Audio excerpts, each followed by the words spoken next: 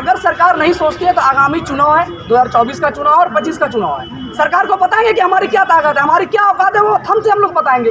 बिहार जो है हमारा वो अन्न प्रधान राज्य है और यहाँ पर इनकम सोर्स का जो रेवेन्यू आता है सरकार को वो ना के बराबर है और 36,000 करोड़ का घाटा चल रहा है। एक तरफ बिहार सरकार जहाँ बीपीएससी के थ्रू टीचर की बहाली कर रहे हैं, उनको कहाँ सैलरी देंगे, कैसे सैलरी देंगे, शायद लोगों के आंखों पे पर्दा जमा हुआ है।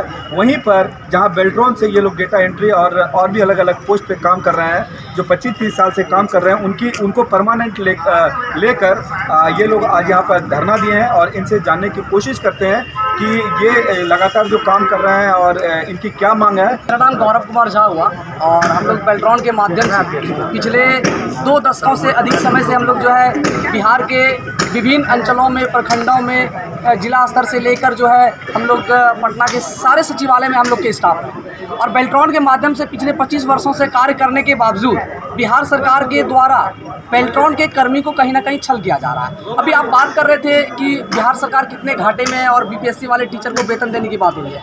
मैं आपको बता दूं कि बेल्ट्रॉन के जो कर्मी हैं, उनके कर्मी के वेतन से यानी कि सैलरी से उनका जो है SGST और CGST काटा जा रहा है, यानी कि सेंट्रल और स्टेट का GST काटा जा रहा है। उसके अलावा जो है 1500 रुपया जो है एक्स्ट्रा काटा जा रहा है जब हमारे सर्विस टैक्स के रूप में। और जब बेल्ट्रॉन के जो है MD राहुल सिंह थे, जो पहले जो है भागलपुर में DM के रूप में रह चुके हैं, और उनके द्वारा जो एक लेटर निकाला गया था, वो बहुत ही स्पष्ट तरीके से सरकार को बताने का प्रयास किए थे कि अगर जो हम लोग उर्मिला के माध्यम से ऑपरेटर की बहाली कर रहे हैं, उससे कितना करोड़ रुपए का घाटा जो है बिहार सरकार को पड़ता है, जबकि ये डायरेक्ट अगर विभाग से हो जाता है और विभाग से अगर वेतन मिलता है तो करोड़ों रुपए की बचत बिहार सरकार की होगी। लेकिन उसके बावजूद चूंकि आप देख सकते हैं कि प्रतिष्ठित पद पर बैठे हुए व्यक्ति अगर इस तरह का बात कर रहे हैं तो वाकई में इसमें सच्चाई होगी और सच्चाई है, ये पूरा दुनिया जान रहा है। अगर आप लोग बोलेंगे तो हम लोग अपना सैलरी स्लिप दे देंगे कि 27,000 रुपये वेतन बिहार सरकार हम लोग को देती है, उसके अलावा SGST करता है, CGST करता है, करते करते 22,000, 19,000, 20,000 रुपये आ जाता है। तो ये जो वेतन जो कट रही है,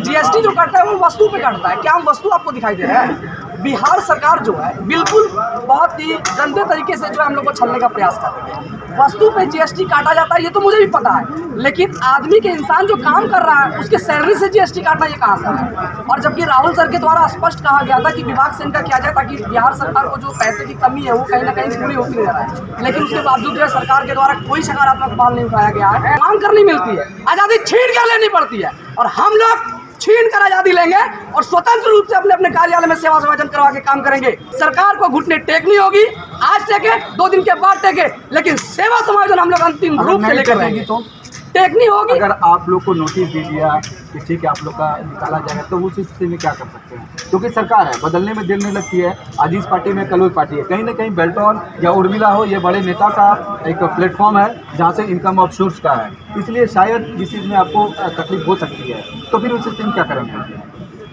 लोकतांत्रिक व्यवस्था के तहत एक ये उंगली है और इससे जो है EVM का बटन दबता है। जिस दिन EVM का बटन नीतीश कुमार के बदले किसी और के बदले ठपने लग गया ना, तो नीतीश कुमार निश्चित रूप से मानेगी। हम लोग संवैधानिक तरीके से अपने कार्यक्रम को आगे बढ़ा रहे हैं। सरकार को हम लोगों के बारे में सोचनी चाहिए। अगर सरकार नहीं सोचती है तो आगामी चुनाव है, 2024 का चुनाव और 25 का चुनाव है, सरकार को बताएंगे कि हमारी क्या ताकत है, हमारी क्या औकात है, वो हमसे हम लोग बताएंगे। EVM का बटन गलत जगह दबेगा, आपको औकात पता चल जाएगी क्या है।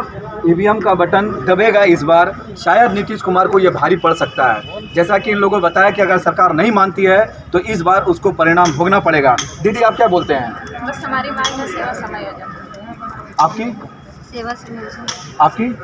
विभागीय सेवा समायोजन।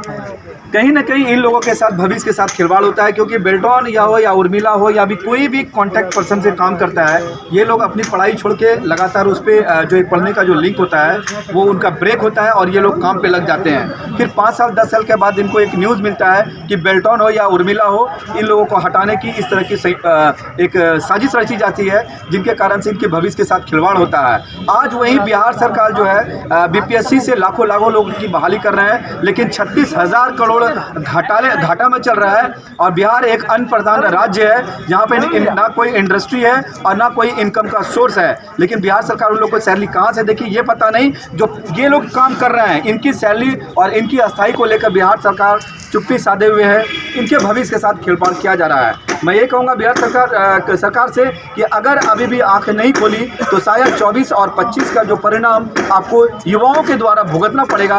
पूरे राज्य में 25,000 कर्मी आज इस आंदोलन पर बैठे हुए हैं। ये सिर्फ एक चेतावनी है 2 दिन का, कहीं सुनामी आ गया तो आपकी 24-25 का जो सपना है वो आपको चकनाचूर होते हुए नजर आएगा। कैमरामैन सहयोग के साथ मैं सुनील भारती, नमस्कार।